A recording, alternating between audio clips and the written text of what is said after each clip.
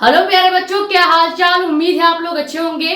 तो आज के इस वीडियो लेक्चर में हम बात करने वाले हैं 12th फिजिक्स का चैप्टर नंबर 1, जो कि क्या है, वैद्युत आवेश तथा क्षेत्र, electric charge and electric field. इस चैप्टर का हम लेने वाले हैं लेक्चर नंबर 1, जिसमें सबसे पहले जो टॉपिक आता है आपका वो क्या है, कूलाम का नियम। ठीक है, अब ये जो टॉपिक है, इस टॉपिक को हम बहुत ही डिटेल में समझने वाले हैं, जिसमें हम सबसे पहले देखेंगे कि कूलाम ने अपना नियम कैसे दिया, उसके बाद इस नियम का फॉर्मूला क्या है और इस फॉर्मूले को कैसे न्यूमेरिकल पे अप्लाई किया जाता है, ये भी हम देखने वाले हैं। ठीक है, मैक्सिमम एक न्यूमेरिकल आपको फॉर्मूले के साथ तुरंत ही आपको जैसे ये फॉर्मूला डिराइव करके दिया जाएगा, वैसे ही एक न्यूमेरिकल इसी फॉर्मूले बेस पर आपको करा दिया जाएगा, ताकि आपको ये क्लियरिटी आ जाए कि कूलाम के नियम का जो फॉर्मूला है, इस फॉर्मूले पर कैसे न्यूमेरिकल अरेंज होते हैं, कैसे टाइप के न्यूमेरिकल बोर्ड एग्जाम में पूछे जाते हैं। ठीक है, बहुत ही ज्यादा इंपॉर्टेंट ये आपका टॉपिक हो जाता है,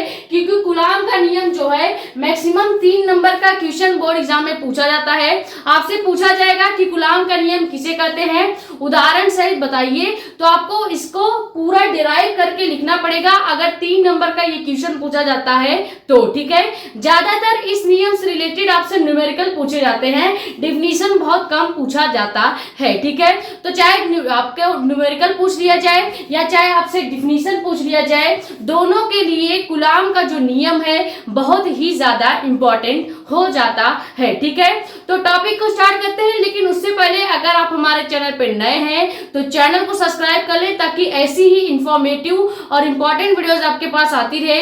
ज्यादा से ज्यादा वीडियो कर दे शेयर, ताकि और भी लोग जुड़ जाएं। बाकी अपने कमेंट्स या डाउट आप यूट्यूब पे भी पूछ सकते हो, या हमारा इंस्टाग्राम आईडी भी है मेडिको एक्सप्रेस साक्षी मिश्रा के नाम से, वहां पे भी अपने डाउट्स पूछ सकते हैं। ठीक है, कूलाम ने अपना नियम क्या दिया था, पहले हम इसको समझते हैं। यहाँ पे डिफिनीशन लिखा हुआ है, लेकिन अभी हम डिफिनीशन पे फोकस नहीं करेंगे।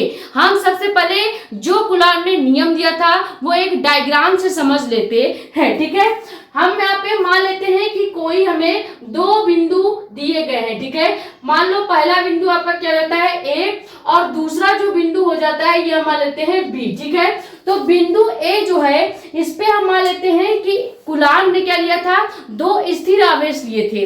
वैसे आपको बता दें, जो आवेश होता है कभी भी स्थिर नहीं होता, किसी भी चार्ज को आप कभी भी कंट्रोल करके या रोक के नहीं रख सकते हैं। ठीक है, लेकिन कूलाम ने जो आवेश लिया था, उन्होंने ये माना था, उन्होंने ये अज्यूम किया था कि जो चार्ज है वो रुका हुआ है, वो स्थिर है। ठीक है, ऐसा माना था इन्होंने, ऐसा एक्चुअल में होता नहीं है। क्लियर, तो यहाँ पे पहला जो बिंदु है, इस पे हम मान लेते हैं कोई आवेश क्या है, Q1 है, और बिंदु B जो है, इसमें मान लेते हैं कोई आवेश क्या है, Q2 है। क्लियर हो गया, और मानते हैं कि जो बिंदु A और B है, इनके बीच की जो दूरी है, इनके बीच की ये जो दूरी हो जाती है वो कितना हो जाता है, R यहाँ पे इन्होंने माना था। क्लियर हो गया, सबसे पहले क्या करेंगे, कूलाम के नियम पे 2 बिंदु हम लेते हैं, बिंदु A और B। बिंदु A पर हम कोई एक आवेश मानेंगे, पहला जो चार्ज होगा उसको हम मान लेंगे Q1 नाम देंगे, दूसरा जो आवेश होगा, दूसरा जो चार्ज होगा, उसको हम नाम क्या दे देंगे, Q2। ठीक है, अब जब 2 बिंदु हैं तो इन दोनों बिंदुओं के बीच कुछ तो गैप होगा ही, कुछ तो अंतर होगी ही, कुछ यहाँ पे दूरी पाई जाएगी, और वो दूरी हमने कितना मान लिया है, R मान लिया है। ठीक है, यहाँ पे दूरी को R से दर्शाएंगे, कहीं कहीं पे दूरी को D से भी प्रदर्शित किया जाता है। क्लियर, लेकिन ज्यादातर कूलाम्स लॉ में आपको दूरी R से प्रदर्शित मिलेगी। क्लियर हो गया, अब इसके अकॉर्डिंग कूलाम ने अपना नियम क्या दिया था, डिफिनीशन में हम लिखेंगे, इस नियम के अनुसार 2 स्थिर बिंदु आवेश के बीच, 2 स्थिर बिंदु आवेश है, क्योंकि हमने देखो क्या किया है, किसी बिंदु पर 2 आवेश स्थिर किए हैं, इसीलिए डिफिनीशन भी उसी हिसाब से कन्वर्ट हो जाएगा। तो डिफिनीशन में क्या लिखेंगे, इस नियम के अनुसार 2 स्थिर बिंदु आवेशों के बीच लगने वाला जो आकर्षण और प्रतिकर्षण बल होगा। अब सबसे पहले डिफिनीशन में आपको क्या दिया गया है, आकर्षण तथा प्रतिकर्षण बल। अब हमको समझना पड़ेगा कि आखिर ये आकर्षण बल क्या होता है और प्रतिकर्षण बल क्या होता है। ठीक है, तो थोड़ा सा टाइम लगेगा, पहले इसको समझ लेते हैं। देखो, आकर्षण बल क्या होता है, आकर्षण बल क्या होता है। मान लीजिए हमने कोई सेम चार्ज ले लिया, ठीक है, यानी कि एक प्लस चार्ज ले लिया और दूसरा वाला भी प्लस चार्ज ले लिया। जब हमारे पास दो सेम चार्ज होंगे, दो समान प्रकार के आवेश होंगे, तो ये एक दूसरे को क्या करेंगे, प्रतिकर्षित करते हैं, ठीक है, प्रतिकर्षण बल वहां पे काम करेगा। लेकिन यहीं पे हम अगर एक को माइनस चार्ज कर दें और दूसरे को प्लस चार्ज कर दें, तो क्या होगा, इन दोनों आवेशों के बीच आकर्षण होने लगेगा, अट्रैक्शन स्टार्ट हो जाएगा। इसका लाइव एग्जांपल अगर आप देखना चाहते हैं तो आप ये मान के चलिए, अगर किसी क्लास में 10 लड़के बैठे हुए हैं तो लड़कों के बीच में कभी भी अट्रैक्शन नहीं होगा। अगर उसी क्लास में हम मैक्सिमम 10 लड़कों के बीच में 2-3 लड़कियों को बैठा दें, तो आप देखेंगे कि जो लड़के हैं वो लड़कियों की तरफ क्या होंगे, अट्रैक्ट होंगे। तो एक तरह से उनके अंदर क्या होगा, अट्रैक्शन बल लगना स्टार्ट हो जाएगा। यहाँ पे प्लस मान लीजिए कोई एक लड़का है और माइनस मान लीजिए कोई लड़की है, तो कभी भी माइनस और प्लस में ही अट्रैक्शन होगा, कभी भी प्लस प्लस में अट्रैक्शन नहीं होता है और ना ही कभी माइनस माइनस में अट्रैक्शन होता है। क्लियर। तो इसको डायरेक्ट याद कर सकते हैं कि विपरीत प्रकार के जो आवेश होते हैं, विपरीत प्रकार के आवेशों में ही आकर्षण बल कार्य करता है। अभी हम यहाँ पे नोट्स में लिखवा देंगे, ठीक है। आप समझते हैं कि प्रतिकर्षण बल क्या होता है, ठीक है, प्रतिकर्षण बल क्या होता है। अब जैसे आपने आकर्षण बल समझा है, सेम ऐसे ही प्रतिकर्षण बल हो जाएगा। यहाँ पे क्या होगा, जब हम एक प्लस चार्ज ले लेते हैं और दूसरा भी प्लस चार्ज लेते हैं, तो ये दोनों क्या करेंगे, एक दूसरे को दूर ढकेलेंगे, यानी प्रतिकर्षित करेंगे। क्लियर हो गया। यानी कि समान प्रकार के जो आवेश होते हैं ये एक दूसरे को प्रतिकर्षित करते हैं। क्लियर हो गया। जैसे आप समझ सकते हैं, अगर दो लड़के हैं तो ये क्या करेंगे, एक दूसरे से लड़ाई कर सकते हैं, एक दूसरे से प्रतिकर्षित कर सकते हैं, लेकिन कभी भी एक दूसरे से अट्रैक्ट नहीं होंगे। क्लियर हो गया।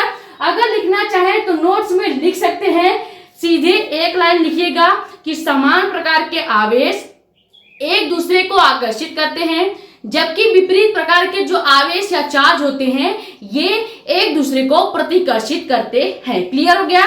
तो आकर्षण बल क्या है और प्रतिकर्षण बल क्या है, ये आपको समझ में आ गया होगा। अब पूरे फिजिक्स में कहीं भी अगर हम आकर्षण बल बोल रहे हैं या प्रतिकर्षण बल बोल रहे हैं तो ये आपको क्लियर होना चाहिए, ठीक है। नोट्स क्या लिखना है एक बार फिर से बता देते हैं। आपको लिखना है कि समान प्रकार के जो आवेश होते हैं एक दूसरे को क्या करते हैं, प्रतिकर्षित करते हैं, जबकि विपरीत प्रकार के जो आवेश होते हैं ये एक दूसरे को आकर्षित करते हैं। क्लियर हो गया। ये आप नोट कर लेंगे, हम यहाँ पे आपको नोट करके भी दे देते हैं, ठीक है। यहाँ पे एक छोटा सा नोट करेंगे कि समान प्रकार के आवेश, समान प्रकार के आवेश एक दूसरे को, ठीक है, एक दूसरे को आकर्षित कर प्रतिकर्षित करते हैं, प्रतिकर्षित करते हैं, ठीक है, प्रतिकर्षित करते हैं। और सेकंड पॉइंट क्या लिखेंगे कि विपरीत प्रकार के आवेश, ठीक है, विपरीत प्रकार के आवेश जो है ये क्या करते हैं, आकर्षित करते हैं एक दूसरे को, ठीक है, आकर्षित करते हैं। क्लियर हो गया। तो यहां से आपको क्लियर हो गया होगा कि आकर्षण बल क्या है और प्रतिकर्षण बल क्या है। अब डिफिनीशन में क्या कहा गया है कि जब दो स्थिर बिंदु आवेशों के बीच लगने वाला बल आकर्षण अथवा प्रतिकर्षण बल, ठीक है, मान लीजिए दो स्थिर बिंदु आवेश दिया गया है Q1 और Q2। अब इन दोनों के बीच अट्रैक्शन फोर्स भी लग रहा है और आपका डिस्ट्रैक्शन फोर्स भी लग रहा है, ठीक है, या कह सकते हैं रिपल्शन फोर्स भी लग रहा है। अब ये जो आवेश होगा आवेशों के गुणनफल के अनुक्रमानुपाती होता है। इसमें कह रहे हैं कि जो भी आकर्षण और प्रतिकर्षण बल लग रहा है वो क्या करता है, इन दोनों आवेशों यानी Q1 और Q2 के सबसे पहले क्या होगा, गुणनफल के अनुक्रमानुपाती होगा। और फिर कहा गया है कि इनके बीच की जो दूरी आपको दिख रही है R, इस दूरी R के व्युत्क्रमानुपाती होता है, ठीक है। अब आपको यहाँ पे समझना पड़ेगा कि आखिर ये जो अनुक्रमानुपाती शब्द यूज हो रहा है इसका मतलब क्या है और व्युत्क्रमानुपाती शब्द है उसका मतलब क्या है, ठीक है। इसको भी समझ लेते हैं। कहीं पे भी अगर अनुक्रमानुपाती लिखा होगा, ठीक है, अनुक्रमानुपाती लिखा हुआ दिख जाए, पूरे फिजिक्स में आपको हर जगह फॉर्मूले के अंदर अनुक्रमानुपाती और व्युत्क्रमानुपाती यानी कि प्रोपोर्शनल और इनवर्सली प्रोपोर्शनल ये दोनों दिखने वाले हैं। ठीक है, तो अनुक्रमानुपाती को हम क्या पढ़ते हैं, प्रोपोर्शनल पढ़ते हैं। इसका निशान कैसे होता है, आधा इन्फिनाइट। आपने देखा होगा अगर हम अनंत बनाते हैं, इन्फिनाइट बनाते हैं तो हम उल्टा 8 बनाते हैं या लेटा हुआ 8 बनाते हैं। ठीक है, अब इसी लेटे हुए 8 को अगर आप आधा बना दोगे तो इस चिन्ह को हम क्या पढ़ेंगे, अनुक्रमानुपाती का निशान पढ़ेंगे यानी कि प्रोपोर्शनल का चिन्ह पढ़ेंगे। क्लियर हो गया। इसी तरह से व्युत्क्रमानुपाती की बात कर लेते हैं। व्युत्क्रमानुपाती, ठीक है, व्युत्क्रमानुपाती क्या होता है, अगर कोई भी जो मान है जो आपको वैल्यू दिया गया है वो प्रोपोर्शनल के बाद 1 के अपान में लिखा होगा तो इस पूरे निशान को हम क्या कहेंगे, व्युत्क्रमानुपाती का निशान कहेंगे। जैसे मान लीजिए आपको दिया गया है क्या, आपको दिया गया है प्रोपोर्शनल और उसके बाद 1 अपान r का स्क्वायर। ठीक है, तो ये जो पूरा निशान है यानी 1 के बटे में, 1 के बटे में जो भी लिखा होगा ये आपका क्या हो जाएगा, व्युत्क्रमानुपाती को प्रदर्शित करेगा। क्लियर हो गया। यानी सिंगल आपको ये निशान दिख रहा है आधे इन्फिनाइट का, तो इसको हम पढ़ेंगे अनुक्रमानुपाती यानी कि प्रोपोर्शनल का चिन्ह।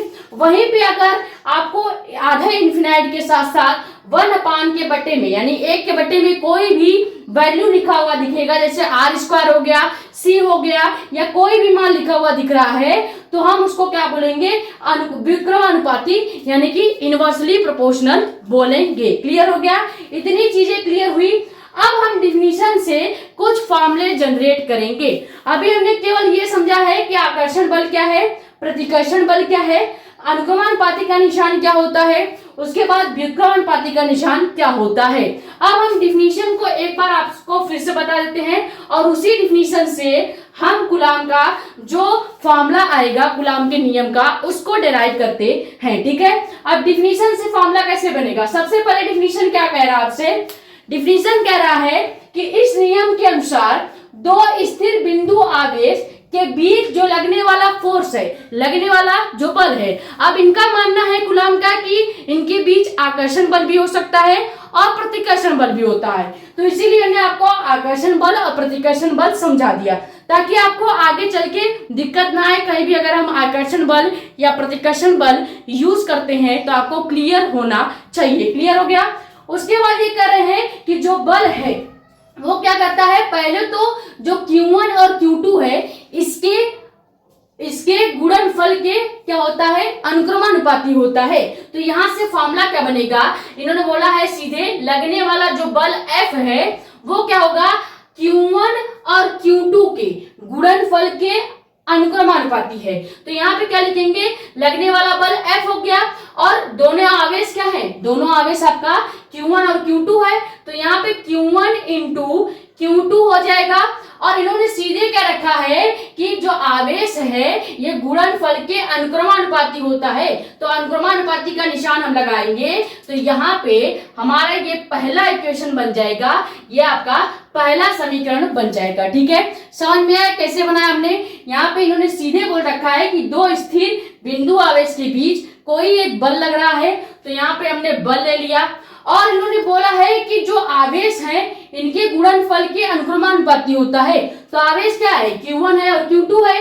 तो जब हम Q1 और Q2 का गुणनफल करेंगे तो फिजिक्स में गुणे का निशान दो प्रकार से लगता है। पहला या तो आप डॉट से प्रदर्शित कर दें या क्रॉस से प्रदर्शित करें। ज्यादातर जब हम फॉर्मूले बनाते हैं तो वहां पे हम डॉट का चिन्ह यूज करते हैं, डॉट का निशान यूज करते हैं। ठीक है, तो यहाँ पे हमने क्या किया, दोनों आवेशों के गुणनफल के अनुक्रमानुपाती कर दिया किसको, बल के। ठीक है, तो ये आपका हो गया पहला इक्वेशन। अब इसी तरह से दूसरा इक्वेशन बनाएंगे। आगे इन्होंने क्या कहा है, तथा इनके बीच की जो दूरी है, दूरी हमने क्या माना है, r। अब ये जो दूरी r है, दूरी के वर्ग के व्युत्क्रमानुपाती होता है। तो इसी r को हम क्या करेंगे, वर्ग करेंगे और इसका व्युत्क्रमानुपाती दिखाएंगे किसको, इस लगने वाले बल को। ठीक है, तो यहाँ पे फिर से ले लेंगे क्या, लगने वाला बल F हो जाएगा। अब इस बार क्या करेंगे, 1 अपान r स्क्वायर लिखेंगे। क्यों लिखेंगे, क्योंकि यहाँ पे साफ साफ डिफिनीशन में लिखा गया है कि जो इनके बीच की दूरी है इसके वर्ग के व्युत्क्रमानुपाती होता है क्या, ये जो लगने वाला बल है। ठीक है, तो यहाँ पे हमने क्या किया, यहाँ पे हमने व्युत्क्रमानुपाती का निशान लगा दिया, जिसका सीधा सीधा हमने अभी आपको मतलब बताया है कि अगर कहीं पे 1/में करके कोई भी आपका सिंबल लिखा गया है तो इस पूरे निशान को हम क्या पढ़ते हैं, व्युत्क्रमानुपाती पढ़ते हैं। क्लियर हो गया। अब ये हमारा क्या हो गया, सेकेंड समीकरण बन गया है, दूसरा समीकरण बन गया है। ये दोनों समीकरण हमने बहुत ही आसानी से आपके डिफिनीशन से ही बनाया है। क्लियर हो गया। अब आपको क्या करना है, ये जो दोनों समीकरण बना है इन दोनों समीकरण को जोड़ देंगे। क्लियर, पहले यहां तक स्क्रीनशॉट कर लीजिए, फिर इन दोनों समीकरण को जोड़ते हैं और आगे इसका डेरिवेशन करते हैं।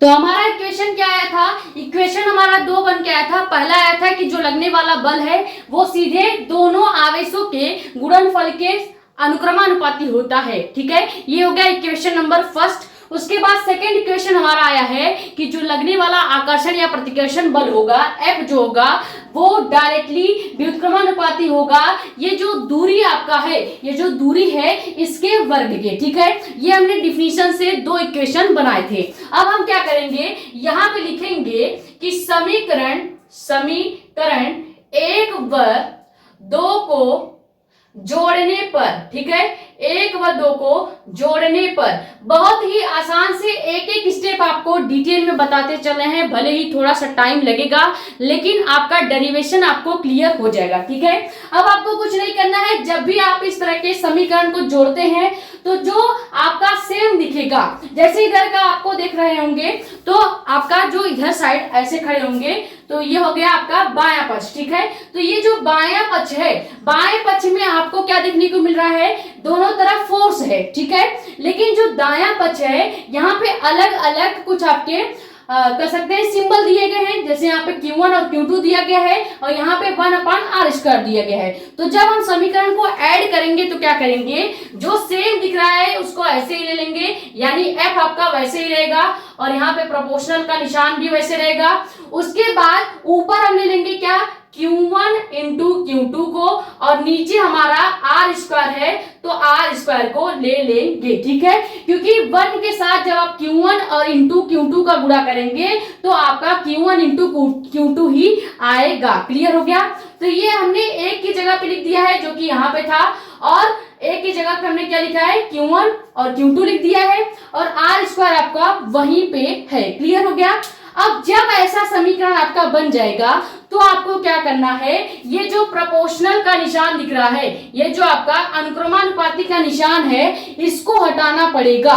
इसको हटाते हैं तो क्या करते हैं, जब भी हमेशा याद रखिएगा किसी भी फॉर्मूले में हमेशा जो प्रोपोर्शनल का निशान है इसको हटाया ही जाता है और इसके जगह पे एक अलग कांस्टेंट लिया जाता है, एक अलग नियत राशि ली जाती है। कूलाम के नियम में जो नियत राशि ली जाती है वो है K। ठीक है, तो यहाँ पे जब भी हम इस कांस्टेंट को हटाएंगे तो इसके जगह हम क्या लेंगे, K ले लेंगे। अब ये K है क्या, तो K एक नियतांक होता है। ठीक है, नियत राशि होती है जिसको हम कांस्टेंट भी बोलते हैं। क्लियर हो गया। अब इस K का एक वैल्यू होता है, K का एक मान होता है। मान क्या होता है, यहाँ पे लिख देते हैं, K का मान होता है 1/4 पाई एप्सिलॉन नॉट। ठीक है, यानी हम क्या करेंगे, ये जो K हम लिखेंगे इस प्रोपोर्शनल के जगह पे, उस K की जगह हम 1/4 पाई एप्सिलॉन नॉट भी लिख सकते हैं। ठीक है, तो सबसे पहले क्या करेंगे, इस प्रोपोर्शनल के निशान को हटा के हम K लिखेंगे। तो यहाँ पे क्या हो जाएगा, F equal to K into Q1 into Q2 upon r²। इतनी चीजें क्लियर हुई। हमने कुछ नहीं किया, केवल ये प्रोपोर्शनल का निशान हटा के K लिख दिया है। अब K को हमने बता ही दिया है कि K को नियतांक यानी कि कांस्टेंट पढ़ा जाता है और इसका एक मान होता है, एक वैल्यू होता है जो कि क्या है, हम इस K की जगह 1/4 पाई एप्सिलॉन नॉट लिख सकते हैं। तो यहाँ पे लिखेंगे क्या, F equal to 1/4 pi epsilon naught, इस K की जगह लिख दिया हमने, और उसके बाद Q1 into Q2 upon r²। ठीक है, ये पूरा जो फॉर्मूला बन के आया है, यही आपका कूलाम का नियम का फॉर्मूला हो जाता है। ठीक है, यही आपका कूलाम के नियम का फॉर्मूला हो जाएगा। बहुत ही सिंपल है, एक बार फटाफट से आपको फिर से समझा देते हैं। देखो, सबसे पहले हमने क्या किया, लगने वाला जो बल था इसको दोनों आवेश के गुणनफल के अनुक्रमानुपाती कर दिया। उसके बाद फिर लगने वाला जो बल है वो क्या करेंगे, इस दूरी के वर्ग के व्युत्क्रमानुपाती कर देंगे। दोनों समीकरण को जैसे ऐड करेंगे तो इधर का सेम था, दोनों तरफ बल ही था, तो इधर हमने बल कर लिया और ये जो आपका अनुक्रमानुपाती का निशान है इसको वैसे रहने देंगे। Q1 Q2 ऊपर हो जाएगा, R² नीचे हो जाएगा। जब भी प्रोपोर्शनल का निशान हटाएंगे तो उसके जगह पे एक कांस्टेंट k लेते हैं जिसको नियतांक बोला जाता है, और इस कांस्टेंट k का एक वैल्यू होता है 1/4 पाई एप्सिलॉन नॉट। ठीक है, अभी ये 1/4 पाई एप्सिलॉन नॉट जो है इसका भी एक मान होता है जो न्यूमेरिकल में यूज होता है। ठीक है, अभी आपको आगे बताएंगे। देखो, अब यहाँ पे जो हमारा k का मान आया है इसको यहाँ पे फॉर्मूले में रख देंगे तो मेन आपका फॉर्मूला आ जाएगा, और ये फॉर्मूला आपका क्या है, कूलाम के नियम का फॉर्मूला है जो कूलाम ने दिया था। पूरा फॉर्मूला क्या बन गया है, F = 1/4 pi epsilon not Q1 × Q2 upon R²। Clear हो गया। अब देखते हैं कि इस फॉर्मूले में कौन कौन सा सिंबल यूज हुआ है। ठीक है, जैसे F आपका क्या होता है, तो F को हम हमेशा बल पढ़ेंगे। Q1 Q2 आपका आवेश है, उसको लिखने की जरूरत नहीं है। R² आपका क्या है, तो R² जो है ये बीच की दूरी है। ठीक है, दोनों आवेशों के बीच लगने वाली दूरी है। उसके बाद ये एप्सिलॉन नॉट जो हो जाता है, ये क्या है, एप्सिलॉन नॉट को याद रखिएगा, ये निर्वात की वैद्युतशीलता होती है। ठीक है, वैद्युतशीलता होती है। ठीक है, एप्सिलॉन नॉट को जरूर याद रखिएगा क्योंकि ऑब्जेक्टिव क्वेश्चन में, बोर्ड एग्जाम में डायरेक्ट 1 नंबर का क्वेश्चन पूछा जाता है कि जो एप्सिलॉन नॉट है इसकी विमा क्या होती है और इसका मात्रक क्या होता है। अभी आपको पहले इतना स्क्रीनशॉट कर लीजिए, फिर बताते हैं कि 1/4 पाई एप्सिलॉन नॉट का वैल्यू क्या होता है। उसके बाद ये जो एप्सिलॉन नॉट है, इस एप्सिलॉन नॉट का मान क्या होता है और इसका विमी सूत्र क्या होता है। ठीक है, पहले पूरा फॉर्मूला तक आप स्क्रीनशॉट ले लीजिए।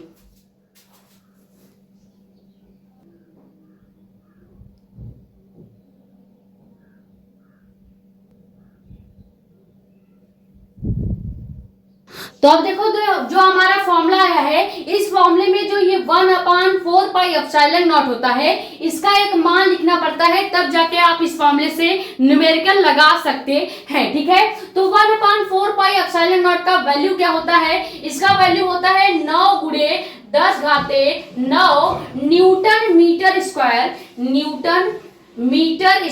प्रति कूलाम स्क्वायर। ठीक है, इसको डायरेक्ट आपको याद रखना है, कहीं पे भी अगर 1/4 पाई एप्सिलॉन नॉट लिखा है तो इसके जगह आप एक वैल्यू, एक मान रख सकते हैं जो कि क्या है, 9 × 10⁹ न्यूटन मीटर स्क्वायर प्रति कूलाम स्क्वायर। अब आपसे कभी कभी ऑब्जेक्टिव क्वेश्चन में पूछा जाता है कि जो ये न्यूटन मीटर स्क्वायर या प्रति कूलाम स्क्वायर है, आपसे पूछा जाएगा कि 1/4 पाई एप्सिलॉन नॉट का मात्रक है। ये ऑब्जेक्टिव क्वेश्चन का सवाल हो जाएगा। ऑप्शन में दे देगा न्यूटन मीटर स्क्वायर प्रति कूलाम स्क्वायर, या थोड़ा सा ऊपर नीचे करके चेंज करके आपसे पूछ सकता है। तो डायरेक्ट आप याद रखेंगे 1/4 पाई एप्सिलॉन नॉट का जो मात्रक होता है वो होता है न्यूटन मीटर स्क्वायर प्रति कूलाम स्क्वायर। ठीक है, अब इसको चाहे सिंबल से ऐसे दर्शा के दे, या हिंदी में लिख के दे, या इंग्लिश में सिंबल लिख के दे, किसी में भी लिख के दे, आपको डायरेक्ट क्लियर होना चाहिए। क्लियर हो गया। उसके बाद ये जो आपका एप्सिलॉन नॉट होता है, निर्वात की वैद्युतशीलता जो होती है, इसका भी एक वैल्यू होता है, मान होता है। ठीक है, तो इसका मान क्या हो जाएगा, 8.85 × 10⁻⁻12। अब यहाँ पे जस्ट इसका उल्टा कर देंगे, उल्टा करेंगे तो क्या हो जाएगा, कूलाम स्क्वायर प्रति न्यूटन मीटर स्क्वायर इसका मात्रक हो जाएगा।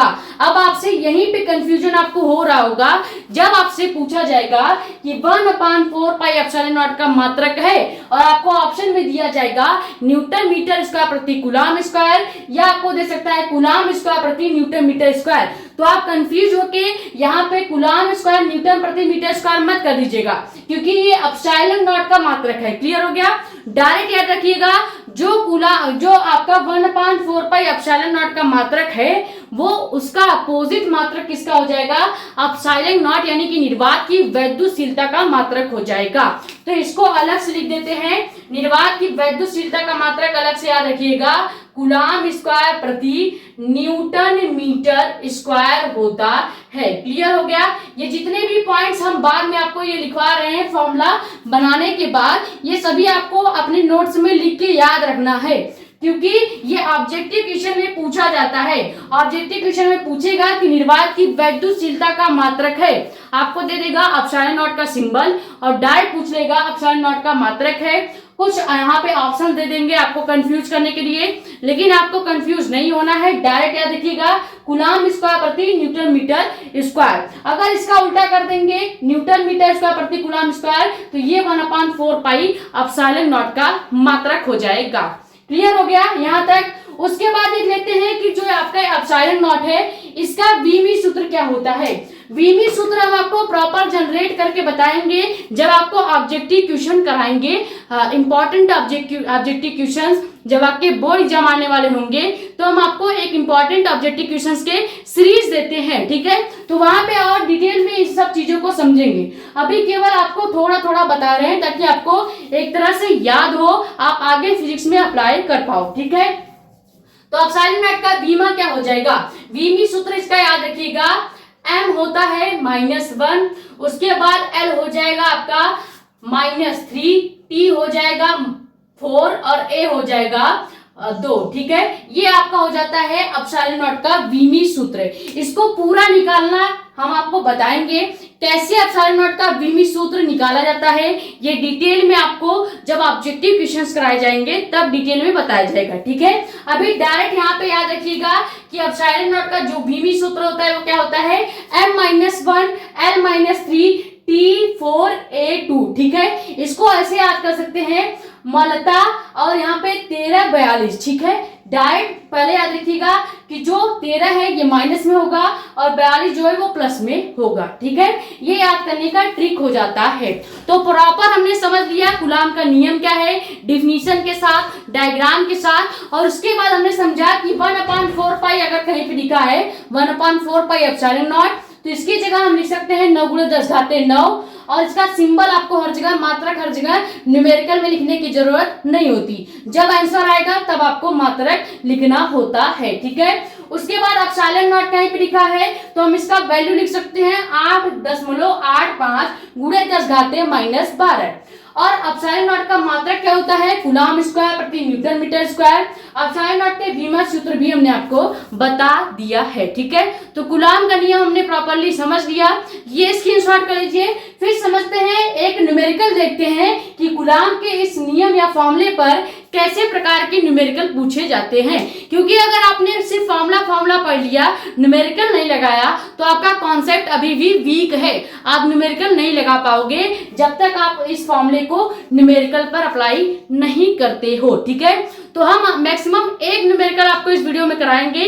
बाकी जैसे ही चैप्टर आपका खत्म होगा, ये पूरा चैप्टर जब खत्म होगा तो मैक्सिमम 3 वीडियो आपको दी जाएगी इस चैप्टर से रिलेटेड, जितने भी टाइप के न्यूमेरिकल बन सकते हैं, चाहे कूलाम का नियम हो, चाहे आपका गॉस प्रमेय हो, या बिंदु आवेश के कारण लगने वाली वैद्युत क्षेत्र की तीव्रता हो, इन सब से रिलेटेड आपको प्रॉपर न्यूमेरिकल प्रोवाइड किया जाएगा चैप्टर खत्म होने के बाद, ठीक है।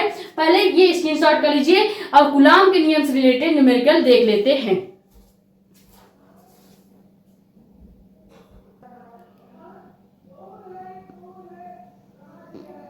तो यहाँ पे हमने एक न्यूमेरिकल लिख दिया है।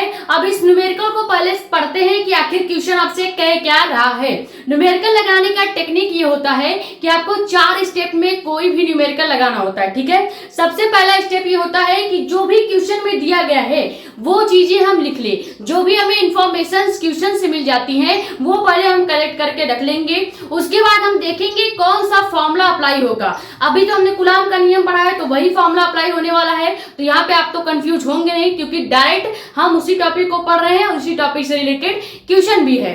तो यहाँ पे सबसे पहला स्टेप हम क्या करेंगे कि जो भी इंफॉर्मेशन दिया है वो लिखेंगे फॉर्मूले क्वेश्चन से, उसके बाद फिर फॉर्मूला अप्लाई करेंगे, सेकंड हो गया। थर्ड आपका स्टेप होता है कैलकुलेशन का पार्ट और फोर्थ स्टेप आपका होता है आंसर। ठीक है, तो सबसे पहला स्टेप जो है वो हम फॉलो करेंगे। क्वेश्चन क्या कह रहा है कि दो छोटे गोले जिन पर आवेश दिया गया है, पहला आवेश मान लीजिए दिया गया है Q1 जो कि क्या है 2 गुणे 10⁻⁻2 कूलाम। ठीक है, ये C जो है आवेश यानी कि चार्ज को प्रेजेंट करता है, इसको हम कूलाम भी पढ़ते हैं। ठीक है, उसके बाद दूसरा आवेश आपको दिया गया है 3 गुणे 10⁻5 कूलाम। ठीक है, तो 2 आवेश हमको यहाँ पे दे दिया गया है। उसके बाद कह रहा है कि उन दोनों आवेशों के बीच की जो दूरी r है ये कितना है 1 सेंटीमीटर दिया गया है। हमेशा याद रखिएगा अगर किसी भी न्यूमेरिकल में सेंटीमीटर लिख के आ रहा है तो पहले हम इसको मीटर में कन्वर्ट करेंगे तभी इसको सॉल्व करेंगे। ठीक है, तो यहाँ पे हमें दूरी कितनी दी गई है 1 सेंटीमीटर, तो 1 सेंटीमीटर को हम मीटर में कन्वर्ट करेंगे, उसके बाद इस न्यूमेरिकल को लगाएंगे। ठीक है, तो उनके मध्य वैद्युत बल यानी कि जो इलेक्ट्रिक फोर्स है उसको हमें कैलकुलेट करना है। ठीक है, तो लिख लेते हैं पहला स्टेप दिया क्या गया है। ठीक है, दिया है हमें क्या क्या दिया गया है, हमें दिया गया है सबसे पहले 2 आवेश। पहला आवेश हो गया Q1 कितना है 2 गुणे 10⁻2 कूलाम। उसके बाद दे दिया गया है Q2 कितना है 3 गुणे 10⁻5 कूलाम। तो यहाँ से लिख लेते हैं 3 गुणे 10⁻5 कूलाम। ठीक है, उसके बाद हमें दी गई है दूरी कितना दी गई है r इक्वल टू हो जाएगा 1 सेंटीमीटर। अब चूंकि अभी हमने देखा कि फॉर्मूले में r का स्क्वायर होता है तो यहाँ पे हम r का स्क्वायर लिखेंगे। क्लियर, अब जो ये 1 सेंटीमीटर है इसको हम पहले मीटर में कन्वर्ट करेंगे तभी जाके हम इसको सॉल्व कर सकते हैं। ठीक है, तो r स्क्वायर को जब हम मीटर में कन्वर्ट करेंगे 1 सेंटीमीटर को जब भी मीटर में लिखा जाता है सबसे पहले समझिए 1 सेंटीमीटर में कितना मीटर होता है तो 0.01 मीटर होता है। अब अगर आप जो फॉर्मूला है जो आपका न्यूमेरिकल है उसमें 0.01 मीटर लिख के कैलकुलेशन करेंगे तो आपका कैलकुलेशन थोड़ा सा लेंदी हो सकता है, थोड़ा सा लंबा हो सकता है। इसीलिए हम क्या करते हैं ये जो 0.01 मीटर है इसको हम लिख सकते हैं 1 गुणे 10⁻2 मीटर। ठीक है, तो कहीं पे भी अब आपको अगर 1 सेंटीमीटर दिखता है तो इसका मतलब आपको 0.01 मीटर नहीं लिखना है बल्कि आप क्या लिखेंगे 1 गुणे 10⁻2 मीटर। क्लियर हो गया, तो यहाँ पे हम क्या लिख सकते हैं 1 सेंटीमीटर की जगह 1 गुणे 10⁻2 मीटर हम लिखेंगे अपने जो क्वेश्चन को सॉल्व करेंगे वहां पे। ठीक है, ये समझ में आ गया। अब इसका डायग्राम बना देते हैं ताकि आपको क्लियर हो जाए। देखो हमें कहा गया है कि 2 छोटे गोले हैं, मान लो एक छोटा गोला ये हो गया और दूसरा छोटा गोला आपका ये हो गया। ठीक है, पहला छोटा गोला पे आवेश दिया गया है Q1 और इसका मान है 2 गुणे 10⁻2 कूलाम। उसके बाद दूसरा छोटा गोला है आवेश Q2, इसका मान है 3 गुणे 10⁻5 कूलाम। क्लियर हो गया।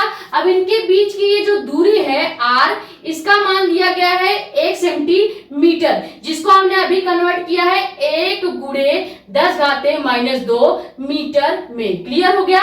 ये टोटली आपका न्यूमेरिकल सॉल्व करने का मेथड होता है। ठीक है, सबसे पहले हमने क्या किया, जो चीजें हमें दी गई थी क्वेश्चन के अकॉर्डिंग इंफॉर्मेशन उसको हमने लिख लिया।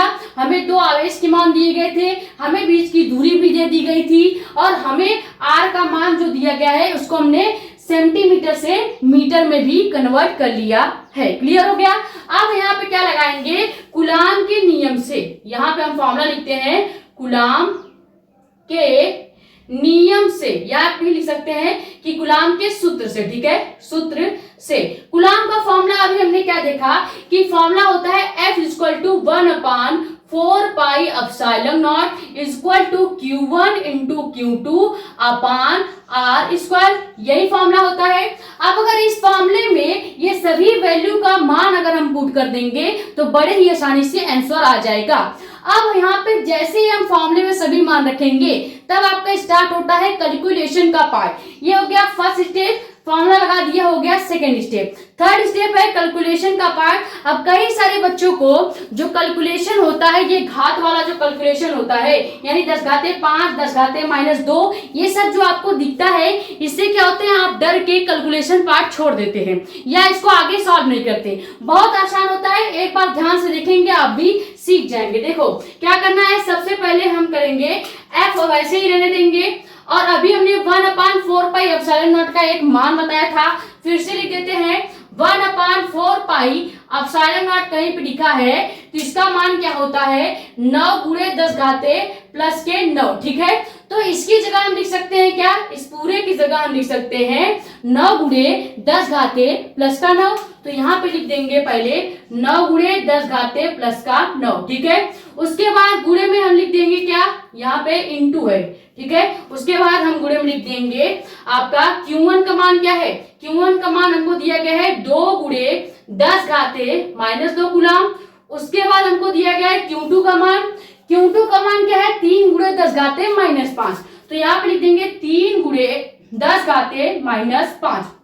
ये चीजें क्लियर हुई, हमने कुछ नहीं किया है, केवल 1/4πε0 का जो वैल्यू होता है, जो मान होता है, वो यहाँ पे पुट किया है। Q1 Q2 का मान क्वेश्चन से ले लिया है, और उसके बाद R² का भी हमने मान निकाला है, जो कि क्या है 1 × 10⁻², मीटर, ठीक है। तो यहाँ पे 1 × 10⁻² मीटर हो गया। अब यहाँ पे ध्यान दीजिएगा, यहाँ पे आप गलती कर सकते हैं, यहाँ पे R² है तो हम इस पूरे का स्क्वायर कर देंगे। क्लियर हो गया, यहाँ तक समझ में आया, बहुत आसान था, हमने सभी चीजें आपके क्वेश्चन से ही निकाली हैं, ठीक है। अब इसको सॉल्व करते हैं, पहले यहाँ तक स्क्रीनशॉट कीजिए, क्योंकि इसको सॉल्व करने के लिए थोड़ा सा स्पेस चाहिए। ये पूरा कैलकुलेशन आपको बहुत ही सिंपल समझा दूंगी, पहले यहाँ तक स्क्रीनशॉट कर लीजिए।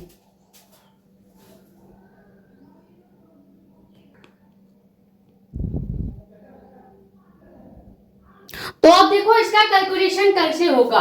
जब कभी भी आपके पास इस तरह का कैलकुलेशन कोई आएगा तो आप कैसे सॉल्व करेंगे, बहुत आसान है। सबसे पहले हमें क्या करना होता है, ये देखना होता है कि किस टाइप से कैलकुलेशन आसान हो सकता है। आपको डायरेक्ट ये जो घात वाले हैं उसका पहला गुणा नहीं करना है, पहले आपको किसका गुणा करना है, जिसमें कोई भी घात नहीं लगा है, जो आपको सिंपल नंबर के हिसाब से दिख रहे हैं। जैसे ये आपको 3 दिख रहा है, ये 2 दिख रहा है, ये 9 दिख रहा है, ठीक है। तो यहाँ पे अगर पहले जो नंबर है उसका गुणा करेंगे तो क्या हो जाएगा, 9 दूनी 18 और तिहाई क्या हो जाएगा 54, ठीक है। ये हो गया सिंपली।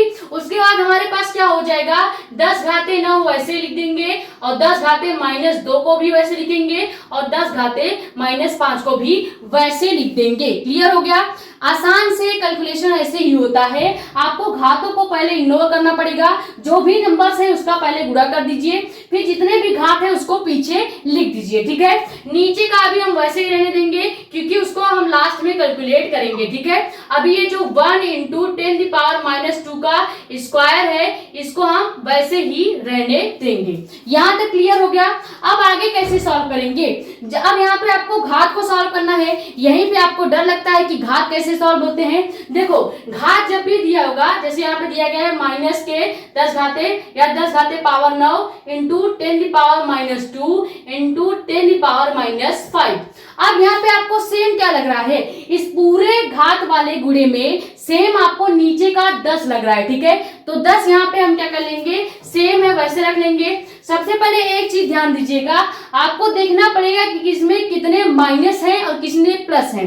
जैसे यहाँ पे -2 है और -5 है, तो जो -2 और -5 है पहले हम इसको जोड़ लेंगे। जब -2 और -5 को जोड़ेंगे तो 10 घाते माइनस के 7 आ जाएगा, ठीक है। 10 घाते माइनस के 7 आ जाएगा, तो यहाँ पे क्या करेंगे, 54 वैसे ही रहेगा, गुणे 10 घाते 9 को अभी वैसे रहने देंगे, क्योंकि ये प्लस वाला है। पहले हम माइनस वाले को सॉल्व करेंगे। जब भी घात वाला सॉल्व करेंगे तो पहले माइनस माइनस प्लस देखेंगे। जब माइनस वाले 2 होंगे या प्लस वाले 2 होंगे तो उसको हम ऐड कर लेंगे। जैसे यहाँ पे माइनस वाला 2 है तो दोनों माइनस वाले को ऐड करेंगे। 10 घाते -2 10 घाते -5 जुड़ेगा तो 10 घाते -7 हो जाएगा। तो यहाँ पे 10 घाते 9 वैसे ही रहेगा, यहाँ पे हम कर लेंगे 10 घाते -7, ठीक है। नीचे अभी हम वैसे ही रहने देंगे 1 गुणे 10 घाते -2 का स्क्वायर। इतनी चीजें क्लियर हो गई। अब हमारे पास क्या बचा है, अब हमारे पास है 10 घाते 9 गुणे 10 घाते -7। अब इन दोनों को जब आप जोड़ेंगे तो यहाँ पे क्या हो जाएगा, जब आप 10 घाते 9 और 10 घाते 7 को घटा देंगे, ये घटेगा, 9 में से 7 जाएगा तो 10 घाते -2 हमारे पास बच जाएगा। तो मेन हमारा क्या आ जाएगा, 54 गुणे 10 घाते -2, ठीक है, 54 गुणे 10 घाते प्लस का 2 हो जाएगा। प्लस 2 कैसे होगा, देखो हमारे पास एक क्या है माइनस और दूसरा क्या है प्लस, तो प्लस माइनस वैसे तो माइनस होना चाहिए, ठीक है, प्लस माइनस माइनस होगा, तो यहाँ पे हम माइनस के 2 ले लेंगे। क्लियर हो गया। उसके बाद अब नीचे वाले को कैसे सॉल्व करना है, नीचे वाला कैसे सॉल्व करेंगे, जब भी आपको किसी भी घात वाले का स्क्वायर दिखेगा, जैसे यहाँ पे आपको क्या दिख रहा है, यहाँ पे आपको दिख रहा होगा कि आपको दिया गया है 1 × 10⁻² का स्क्वायर, ठीक है, यही दिया गया है। इसको कैसे सॉल्व करते हैं, बहुत आसान है, जब भी स्क्वायर करेंगे तो एक का अगर स्क्वायर करेंगे तो एक ही आएगा, उसको लिखने का कोई मतलब नहीं है, ठीक है। अब यहाँ पे जब आप 10 घाते -2 का स्क्वायर करेंगे, इसको याद रखिएगा, जब भी किसी के पावर में कोई मान दिया गया होता है, इसका स्क्वायर करते हैं तो क्या होता है, नीचे का 10 वैसे ही रहेगा, ये जो -2 है केवल इसका स्क्वायर होगा, -2 का स्क्वायर करेंगे तो -4 हो जाएगा, यानी हमारा जो वैल्यू निकल के आएगा वो क्या आएगा, 10 घाते -4। क्लियर हो गया। तो नीचे हम क्या लिख देंगे, नीचे लिखेंगे केवल 1 गुणे 10 घाते -4, क्योंकि एक का कोई वैल्यू है नहीं, लिखो या ना लिखो कोई मतलब नहीं है, ठीक है। अब नीचे आपका क्या आ गया, 1 गुणे 10 घाते -4 आ गया। कैसे आया है, जब भी यहाँ पे कोई भी अंक घात में दिखेगा माइनस के साथ रहेगा और नीचे रहेगा, तो हम क्या करेंगे, इसका स्क्वायर करते हैं तो केवल इस पावर का स्क्वायर होगा, इस घात के नीचे जो आपका 10 दिया गया है इसका स्क्वायर नहीं होता। क्लियर हो गया। अब यहाँ पे ध्यान दीजिएगा, आगे कैसे कैलकुलेशन होगा, जो भी वैल्यू यहाँ पे दी होती है इसको हम ऊपर ले जाते हैं, जैसे यहाँ पे 1 को ऊपर ले जाओगे तो उसका कोई मतलब नहीं है, तो हम क्या करेंगे, 10 घाते -4 को जैसे ही ऊपर ले जाएंगे तो माइनस माइनस हो जाएगा प्लस, ठीक है। तो यहाँ पे हमारा वैल्यू आ जाएगा 54 गुणे, ये जो 10 घाते 4 ऊपर जाएगा तो माइनस के 10 घाते 2 पहले से है, गुणे 10 घाते 4 हो जाएगा प्लस का। अब जैसे आप इसको क्या करेंगे, जोड़ेंगे, तो यहाँ पे आपका टोटल आंसर क्या आ जाएगा, टोटल आपका आंसर आएगा, टोटल आंसर क्या आएगा, 54 गुणे 10 घाते प्लस का 6 न्यूटन, ठीक है। ये आपका आ गया लगने वाला बल का मान, ठीक है, यही आंसर हो जाएगा। अब यहां से एक बार और आपको समझा देते हैं, देखो जैसे हमने क्या किया, 1 गुणे 10 घाते -2 का वर्ग करेंगे तो 10 घाते -4 हो जाएगा। 10 घाते -4 नीचे जब भी बटे के नीचे होगा तो इसको ऊपर ले जाते हैं, तब ये क्या होता है, प्लस में चेंज होता है। तो जैसे ही हम 10 घाते -4 को ऊपर ले जाएंगे, यहाँ पे 10 घाते -2 के साथ गुणा करेंगे तो ये गुणे में 10 घाते प्लस के 4 हो जाएगा। इसका अब जोड़ेंगे तो क्या हो जाएगा, -10 घाते 2 इंटू प्लस के 10 घाते 4, जब भी आप जोड़ेंगे तो 10 घाते प्लस का 6 आ जाएगा। तो 54 गुणे 10 घाते प्लस का 6 न्यूटन आपका बल का मान आ जाएगा। क्लियर हो गया। अब कैलकुलेशन में इतना लंबा आपके लिए केवल की हूँ, बाकी अगर इस कैलकुलेशन को करना होता तो मैक्सिमम 3 लाइन में ये पूरा आपका न्यूमेरिकल सॉल्व हो गया होता, ठीक है। तो ये हो गया प्रॉपर कूलॉम का नियम कैसे अप्लाई किया जाता है और मेन चीज कैलकुलेशन कैसे किया जाता है, ठीक है, क्योंकि सबसे ज्यादा कठिन आपको कैलकुलेशन ही लगता है। अगर अभी भी आपको कैलकुलेशन कठिन लग रहा हो तो आप क्या करेंगे, एक बार ये कैलकुलेशन अपने नोटबुक में या रफ नोटबुक में खुद से प्रैक्टिस कीजिएगा, तब आपको ज्यादा क्लियरिटी होगी, ठीक है। तो पहले हमने क्या देखा, कूलॉम का नियम क्या है, डिफिनीशन, फॉर्मूला, और उसके बाद हमने देखा कि इसी फॉर्मूले को कैसे किसी भी न्यूमेरिकल्स पे अप्लाई किया जाता है या कूलॉम के नियम से रिलेटेड न्यूमेरिकल कैसे पूछे जाते हैं, ठीक है। तो आई होप ये वीडियो लेक्चर आपके लिए बहुत ज्यादा हेल्पफुल रहा होगा और कूलॉम का नियम आपको डिटेल में समझ में आ गया होगा, ठीक है। वीडियो पसंद आई है तो वीडियो को लाइक कर दें, नए हैं तो चैनल को सब्सक्राइब कर दें, ताकि ऐसी इंफॉर्मेटिव और इंपॉर्टेंट वीडियोस आपके पास आती रहे। ज्यादा से ज्यादा वीडियो कर दें शेयर, ताकि और वीडियो जुड़ जाए। बाकी अपने कमेंट्स या डाउट आप यहाँ पे या हमारा इंस्टाग्राम आईडी भी है मेडिको एस्पायरेंट साक्षी मिश्रा के नाम से, वहां पे भी अपने डाउट्स पूछ सकते हैं, ठीक है। कल हम पढ़ने वाले हैं केमिस्ट्री, और केमिस्ट्री में चैप्टर नंबर 5 5 का हम लेंगे लेक्चर नंबर 3, जिसमें डिटेल में समझेंगे कि वीबीटी सिद्धांत क्या होता है, यानी कि वैलेंस बॉन्ड थ्योरी या संयोजकता आबद्ध सिद्धांत क्या होता है। ठीक है, तो कल की क्लास में जरूर जुड़िएगा, उसमें डिटेल में समझेंगे कि वीबीटी सिद्धांत या वैलेंस बॉन्ड थ्योरी क्या होता है। ठीक है, ये स्क्रीनशॉट कर लीजिए। मिलते हैं नेक्स्ट वीडियो में। Thank you so much.